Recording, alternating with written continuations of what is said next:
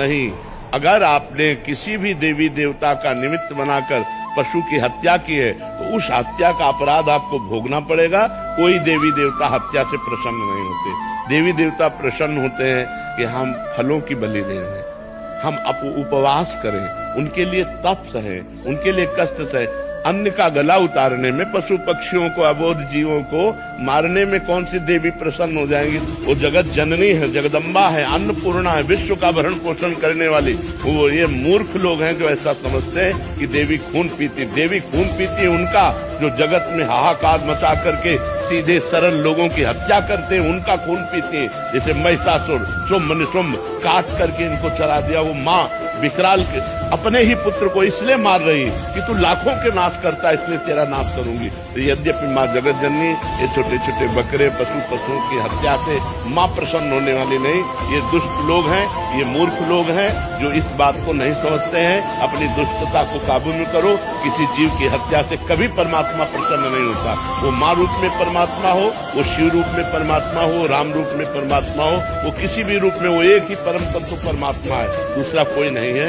इसलिए अगर कोई कहता है कि बिना इसके उपासना सिद्ध नहीं होती तो रामकृष्ण परमहंस जी ने कब बलि दी?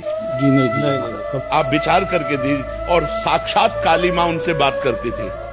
इनके जैसा कौन होगा? मतलब विश्व युगों में ऐसे महापुरुष प्रकट होते हैं और साक्षात्कार किया काली जी का, और कब किसी पशु की बलि चढ़ाई। तो मूर्ख लोग हैं जो ऐसा करते हैं। विनाश काले विपरीत बुद्धि। जब मन में अहंकार जन्म लेता है महादेवी, तो सर्वप्रथम मन की कोमल भावनाओं को समाप्त कर देता है। और जब मन की कोमल भावनाओं का अंत होता है तो वो पतन का पहला संकेत होता है। ध्यान है कि जो दूसरों के लिए गड्ढा खोदता है स्वयं उसी में जाकर गिरता है। जिस प्रकार पत्थर की चट्टान पर पुष्प नहीं खिल सकते, उसी प्रकार कठोर हृदय में सुंदर भावनाएं नहीं रह सकती महादेवी। गंगा पुत्र भीष्म के पास तो इच्छा मृत्यु का वरदान है, किंतु मृत्यु तो फिर भी अटल है ना पार्थ। जिन लोगों को तुम सामने खड़ा देख रहे हो ना पार्थ, वो इस जन्म से पहले भी थे, पर क्या थे ये तुम नहीं जानते। इस जन्म के उपरांत भी होंगे, पर क्या होंगे ये भी तुम नहीं जानते।